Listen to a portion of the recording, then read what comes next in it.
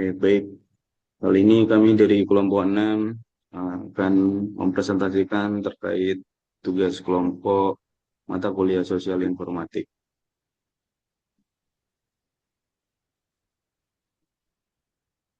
Serta dampak dari sosial media oleh teknologi, bagaimana hasil analisa sosialisasi dan teknologi, serta apa saja nih etika dan kebijakan dalam informatika sosial.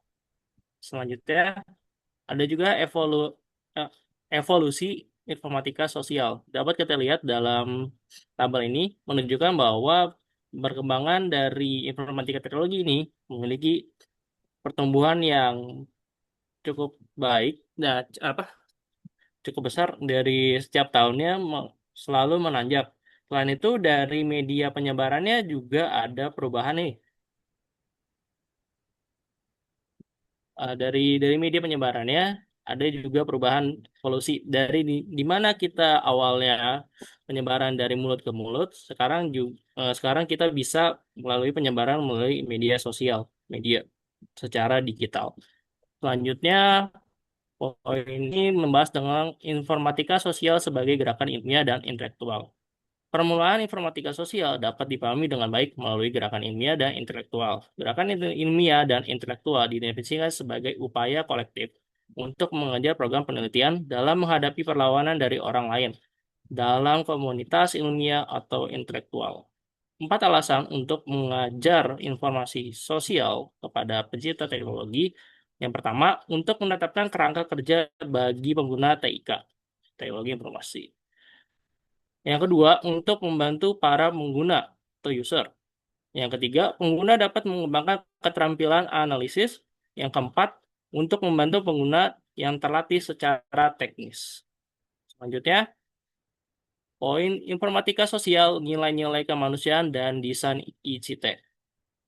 Informatika sosial mempengaruhi hubungan sosial, organisasi, dan budaya, serta bagaimana faktor sosial budaya mempengaruhi desain penggunaan dan dampak teknologi tersebut. Teknologi membawa nilai tertentu yang mempengaruhi penggunaan, seperti privasi dalam melindungi data dan informasi pribadi pengguna, keadilan dalam memberikan akses dan manfaat teknologi secara setara, transparansi dalam penggunaan tahu bagaimana data mereka diproses dan digunakan. Desain ICT merupakan proses merancang teknologi yang menggabungkan aspek teknis dengan pemahaman sosial dan nilai kemanusiaan untuk mewujudkan pemahaman sosial dan nilai kemanusiaan dalam bentuk sistem teknologi nyata. Oke. Selanjutnya akan dijelaskan oleh rekan saya. Oke, selanjutnya di sini ada week 2, pengantaran pemasaran media sosial memahami konsumen digital. Jadi di sini perilaku konsumen digital kini jauh lebih kompleks, melampaui peran pasif sebagai penerima informasi. Mereka adalah agen aktif yang menyebarkan, mendiskusikan, dan bahkan menciptakan konten di berbagai platform. Generasi Y sebagai penduduk asli digital memainkan peran sentral dalam membentuk tren pemasaran modern. Mereka tidak hanya mengadopsi teknologi baru dengan cepat, tetapi juga menuntut pengalaman digital yang lebih autentik dan interaktif. Dan di sini media sosial telah menjadi medium utama yang memungkinkan interaksi dua arah yang mendalam antara konsumen dan perusahaan, yang mengubah lanskap pemasaran secara fundamental. Oke, selanjutnya ada poin dari kepercayaan dan kemudahan pengguna, pilar utama digital engagement. Kepercayaan adalah fondasi utama yang membangun komunitas virtual yang kuat. Konsumen masa kini cenderung menunjukkan loyalitas yang lebih tinggi terhadap merek yang telah mereka percaya, terutama dalam konteks online. Selain itu, kemudahan penggunaan platform digital sangat krusial dalam menentukan tingkat adopsi dan kepuasan pengguna. Generasi Y secara khusus mengharapkan pengalaman digital yang intuitif, cepat, dan efisien tanpa hambatan. Mereka mencari interaksi yang sederhana langsung, dan tanpa friksi di setiap titik sentuh digital. Oke, selanjutnya Nah, di sini ada dampak media sosial terhadap pemasaran, transformasi, dan tantangan.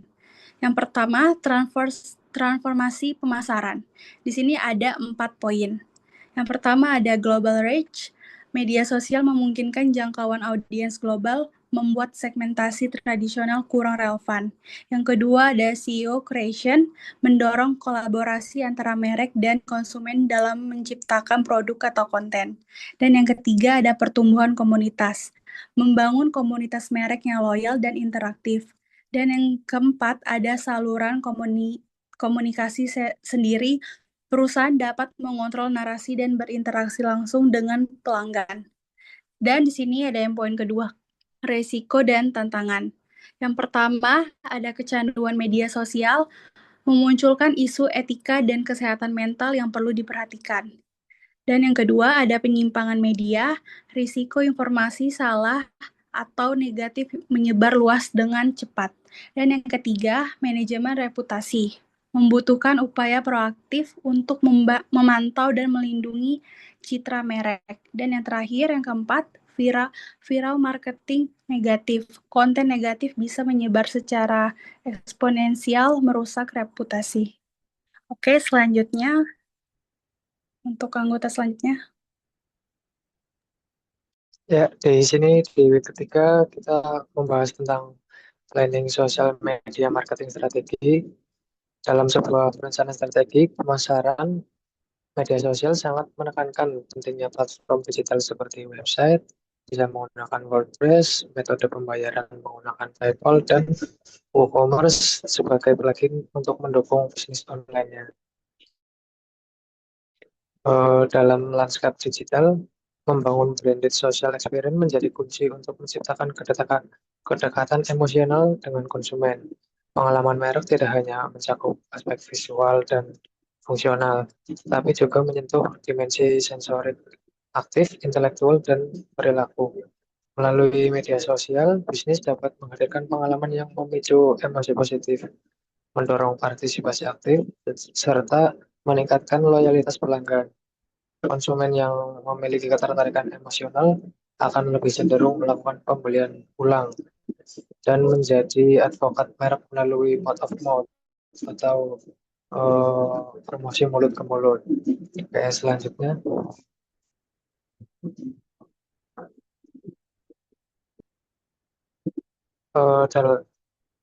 Selanjutnya, PayPal telah menjadi salah satu metode pembayaran online yang paling populer karena kemudahan, keamanan, dan fleksibilitas.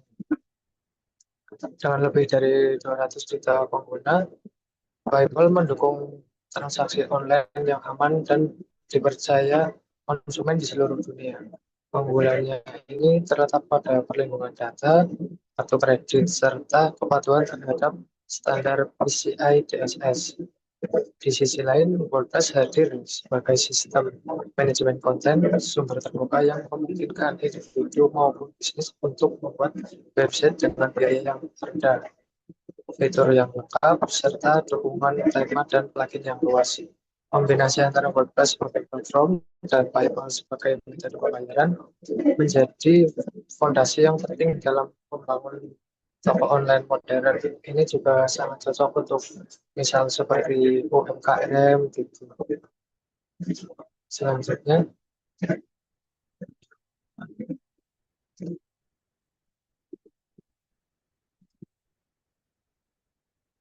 next, WooCommerce atau merupakan plugin WordPress yang memungkinkan pengguna membangun toko online dengan mudah. Lebih dari 2 juta website telah menggunakan, termasuk bisnis retail, hiburan, kesehatan, hingga pendidikan. Pengguna menggunakan WooCommerce ini adalah sifatnya yang open source, tidak memerlukan biaya bulanan, serta menyediakan berbagai fitur seperti integrasi backend dan PayPal, Stripe, Amazon Pay, dan lain sebagainya.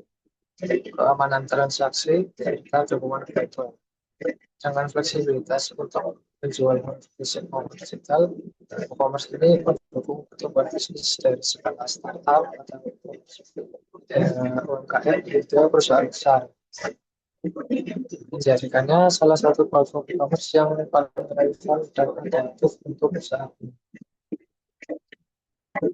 Selanjutnya, Baik, terima kasih. Untuk di week 4 ini kita akan membahas judul The Online Store, di mana The Online Store atau e-business merupakan transaksi perdagangan yang dilakukan melalui internet. Dengan adanya internet ini, toko online, penjual, dan pembeli tidak perlu bertemu secara langsung karena semua proses termulai dari melihat produk, memilih, membayar, dan mengirim dapat dilakukan secara digital. Berikut merupakan jumlah pengguna e-commerce di Indonesia dari tahun 2020 hingga 2029, yang mana dari data ini dari Kementerian Perdagangan Republik Indonesia yang menampilkan bahwa jumlah pengguna e-commerce dari tahun ke tahun semakin meningkat dan diprediksi akan meningkat hingga terus meningkat hingga tahun 2029. Baik, Mas. Untuk keuntungan online shop ini kita yang pastinya itu buka 24 jam, jadi pelanggan dapat melihat produk selama 24 jam, tidak terbatas oleh waktu. Yang selanjutnya itu tidak perlu toko fisik, hanya menggunakan internet. Yang selanjutnya itu dapat menjangkau pasar global, tidak sebatas hanya pasar di dalam negeri. Yang selanjutnya itu data minat pasar dapat dianalisis untuk keperluan pemasaran. Tapi juga memiliki tantangan, yaitu persaingan yang tinggi, ketergantungan pada teknologi, keamanan data, dan kepercayaan pelanggan. Next, Mas. Beberapa yang harus dihindari ketika berbelanja online. Yang pertama itu jangan membeli dari spammer yang terindikasi bahwa itu adanya kecurangan. Yang selanjutnya itu jangan membeli dengan uang tunai, kartu debit, dan transfer tunai, yang dimana telah dijelaskan tadi menggunakan transfer pay yang seperti PayPal. Yang selanjutnya itu jangan membeli dari situs web kecuali disertifikasi keamanannya. Yang selanjutnya itu jangan membeli dari situs web yang membuat orang tidak nyaman sepenuhnya. Yang selanjutnya tidak lupa mengecek barang setelah barang sampai. Untuk strategi pemasaran online itu dapat beberapa itu, yaitu menggunakan search engine optimization. Selanjutnya itu ada menggunakan sosial media marketing, menggunakan influencer endorsement seperti media-media. Yang selanjutnya adalah menggunakan diskon dan voucher. Yang terakhir menggunakan email marketing. Selanjutnya akan saya kembalikan kepada MC.